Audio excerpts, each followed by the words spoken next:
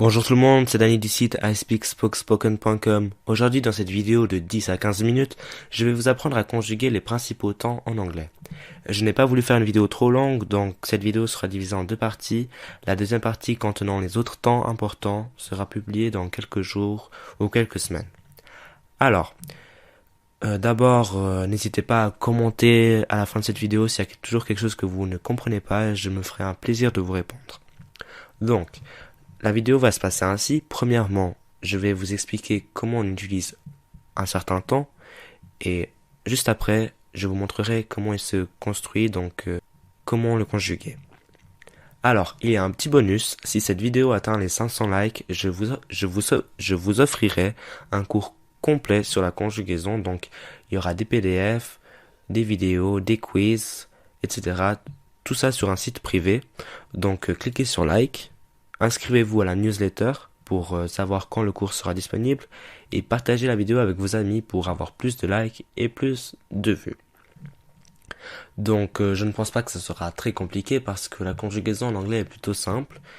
Et donc on commence tout de suite avec le verbe être et avoir.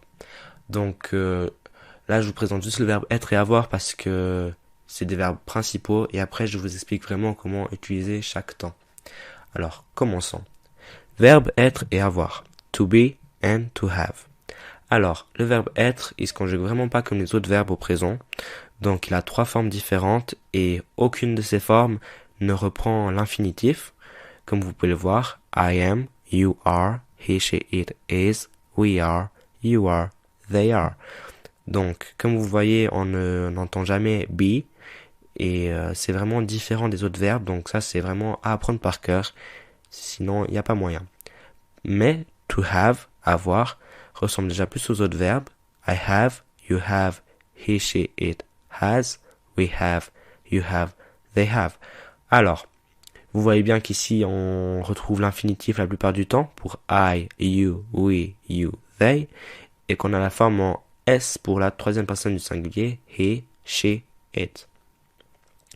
Il y a juste la forme en S qui est un peu différente des autres verbes. Normalement, on devrait dire he has, et là on dit he has. Donc ça, c'est juste le truc à retenir pour le verbe avoir. Alors c'est un peu tout. Donc c'est les verbes principaux. Et en anglais, ce sont aussi des auxiliaires. On aura besoin d'eux pour construire d'autres temps qu'on va voir dans cette vidéo. Alors, le présent ou le present simple. Il s'utilise pour parler d'habitude, d'actions habituelles, de ce qu'on fait généralement tous les jours. Parler de faits qui sont vrais, donc scientifiquement prouvés, etc. Et par exemple aussi pour dire ce que l'on aime, ce qu'on n'aime pas, ce qu'on apprécie, etc. Alors, I go to school every day. Alors, des exemples. I go to school every day. Je vais à l'école tous les jours, donc ça c'est une habitude. The earth goes around the sun. La terre tourne autour du soleil. Donc ça c'est scientifiquement vrai. I like to watch TV. J'aime regarder la télé, donc on dit son avis, ce que l'on aime faire. Alors, les verbes au present simple. Ici, je vais vous montrer les verbes to run and to watch. Courir et regarder. Alors, comme vous pouvez le voir pour le verbe to run, c'est très simple. I run, you run, he, she, it runs, we run, you run, they run. Donc, il y a la forme en S pour la troisième personne du singulier, sinon tous les autres c'est l'infinitif. Par contre, le verbe to watch est un peu différent. I watch, you watch, he, she, it watches, we watch, you watch, they watch. Donc, vous pouvez voir que c'est ES, tout simplement parce que c'est pour la prononciation, pour que ce soit plus simple à prononcer. C'est pas facile de dire he watches, donc on dit he watches. Donc, tous les verbes qui finissent en SS, X, SH, CH, on ajoute un ES à la fin. He catches, he fixes, it pushes, etc. On ajoute aussi ES au verbe qui se termine par une voyelle. He does, he goes.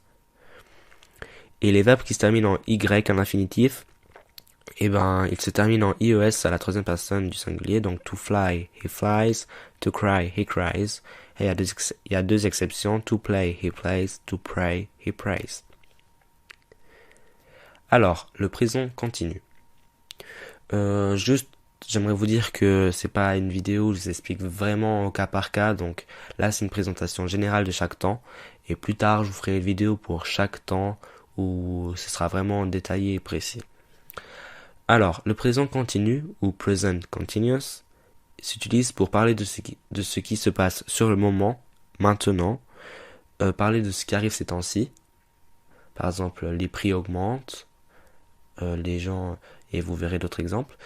Et parler de ce qu'on a prévu de faire bientôt dans un futur proche. I am eating an apple. Je suis en train de manger une pomme. People are going more often to cafes. Les gens vont plus souvent au café, donc ces temps-ci, les gens ils vont plus souvent au café. Donc ça c'est ce qui arrive ces temps-ci. He's going to London next week. Il va à Londres la semaine prochaine. Donc ça c'est un futur proche, il sait qu'il va à Londres, c'est déjà prévu. Alors, il y a juste certains verbes qui s'utilisent pas au present continuous parce qu'ils peuvent pas exprimer une durée. To want, vouloir, to suppose, to imagine, to know, savoir. Donc ils peuvent pas être représentés sur une durée, sur une longueur. Alors, to speak, parler, to hit, frapper. C'est très simple. On utilise le verbe être et la forme en ing. Donc on ajoute ing, ing à la fin de l'infinitif. I am speaking, you are speaking, he, she, it is speaking, we are speaking, you are speaking, they are speaking. I am hitting, you are hitting, he, she, it is hitting, we are hitting, you are hitting, they are hitting. Donc, comme vous pouvez le voir pour le verbe to hit, il y a 2 T. C'est pour tous les verbes qui ont une syllabe et qui ont une voyelle juste avant la dernière consonne. La même chose pour to run, running. Et aussi pour les verbes qui ont 2 syllabes, mais dans lequel on accentue la dernière syllabe. To begin, beginning, to prefer, preferring. Et si le verbe se termine en L, on double aussi la consonne. To travel, traveling. Donc la forme c'est très simple, c'est le pronom, le verbe être et la forme en ing. Prétérit ou past simple. Il s'utilise pour parler d'actions terminées qui n'ont plus rien à voir avec le présent, donc c'est fini, et raconter une histoire, donc une narration. I filled up the car yesterday. He got out of school and met Nadia on his way. Alors, il a rempli la voiture hier, il est sorti de l'école et a rencontré Nadia sur son chemin. Donc la voiture a été remplie hier, ça n'a plus d'incidence maintenant, c'est fini. Et une petite histoire, il est sorti de l'école, il a rencontré Nadia, etc., etc. Alors, pour former le past simple, on ajoute simplement ed à la fin du verbe, comme pour to play, I played, you played, he, she, it played, we played, you played, they played. Mais comme vous pouvez le voir avec to swim, il y a des verbes irréguliers, donc on est obligé de les apprendre par cœur. To swim, nager, I swam, you swam, he, she, it swam, we swam, you swam, they swam. Alors, comme vous pouvez le voir jusqu'à maintenant, même s'ils sont irréguliers, c'est qu'une forme pour tous les pronoms. Mais par contre, le verbe être, to be, il nous dérange encore un peu parce qu'il a 2 formes différentes. I was, you were, he, she, it was, we were, you were, they were. Sinon, c'est tout. Donc, en ed à la fin. Pour les verbes qui finissent en e, on ajoute simplement un d. To explode, exploded. Et les verbes irréguliers, il faut les apprendre par cœur. Et voilà, c'est très simple. Une forme pour tous les pronoms. Prétérit continu, past continuous. Il s'utilise pour parler d'une action qui s'est déroulée à un certain moment dans le passé. Exemple, I was having a shower when he arrived. What were you doing yesterday at 8 o'clock in the morning? Alors, je prenais une douche quand il est arrivé. Qu'est-ce que tu faisais hier à 8 heures du matin? Donc, quand il est arrivé, je prenais une douche. C'était un moment précis. C'est quand il est arrivé que je prenais la douche. Et qu'est-ce que tu faisais hier à 8 heures du matin? Donc, le moment précis à 8 heures. Alors, très simple. Ça ressemble beaucoup au present continuous, sauf qu'on remplace le verbe être au présent par le verbe être au prétérit. Alors ne pas oublier non plus de doubler la consonne quand c'est nécessaire pour pour le verbe à la forme en ing. Alors to walk, marcher, to sit, être assis, s'asseoir. I was walking, you were walking, he, she, it was walking, we were walking, you were walking, they were walking. I was sitting, you were sitting, he, she, it was sitting, we were sitting. Present perfect. C'est un temps qui n'existe pas en français et en fait il s'utilise pour parler d'actions qui viennent juste de se terminer, qui se sont passées à l'instant, ou pour parler d'actions qui ont commencé dans le passé mais qui sont toujours en cours maintenant. Exemple, I've just cut my finger, je viens juste de me couper au doigt. They have gone to a party, ils ont été à une fête. Donc pour le premier exemple c'est assez concret, je viens juste de me couper au doigt, ça s'est passé maintenant. Et they have gone to a party, imaginez par exemple que vous allez appeler un de vos amis à 10h du soir et sa mère, elle vous répond et elle vous dit they have gone to a party. Par exemple, lui et sa sœur. Ça veut dire que lui et sa sœur, ils sont partis à une fête et qu'ils sont toujours pas revenus. Donc ça a commencé avant, ils sont partis avant. Et comme ils sont toujours pas revenus, ça a une incidence sur le présent. Donc on utilise le present perfect. Alors, c'est très simple à construire, c'est l'auxiliaire avoir et le participe passé. Donc, le participe passé peut être aussi irrégulier et il peut être différent du prétérit. Par exemple, pour to cut, c'est la même chose. To cut, cut, cut. Le prétérit et le participe passé sont les mêmes. Mais par exemple, pour to swim, c'est différent. To swim, swam, swam. Pour to be, c'est aussi différent. To be, was, were, been. Et pour to go, c'est aussi différent. To go, went, gone. Donc par exemple, on dira I have been. Et pas I have was. On dira I have swum et pas I have swam. Alors, to clean, nettoyer. I have cleaned, you have cleaned, he, she, it has cleaned, we have cleaned, you have cleaned, they have cleaned. Et to cut, couper, qui est un verbe irrégulier.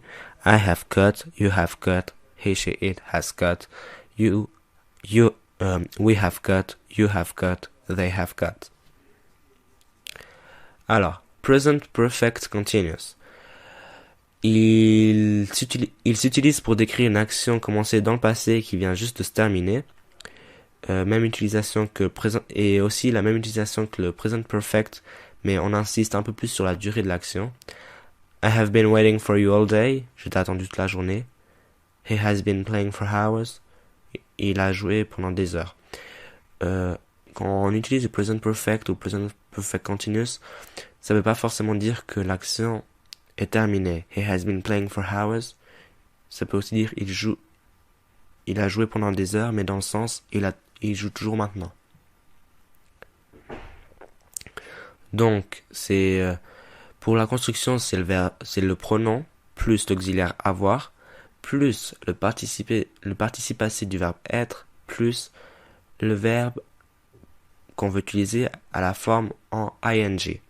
Donc, avec le verbe to wait, attendre, I have been waiting, you have been waiting, he, she, it has been waiting, we have been waiting, you have been waiting, they have been waiting. Donc, c'est tout ce que j'avais à vous apprendre dans cette vidéo. On se retrouve pour une prochaine vidéo sur la conjugaison pour apprendre les autres principaux temps.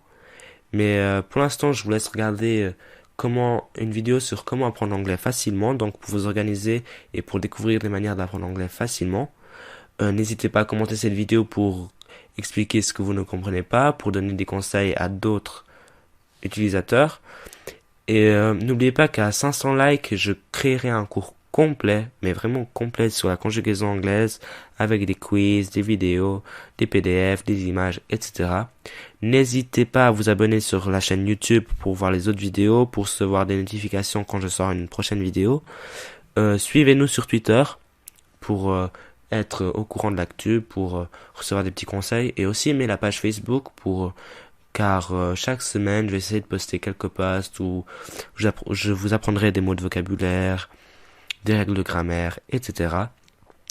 Et jetez un coup d'œil à ispeakspoken.com pour vous améliorer aussi en anglais.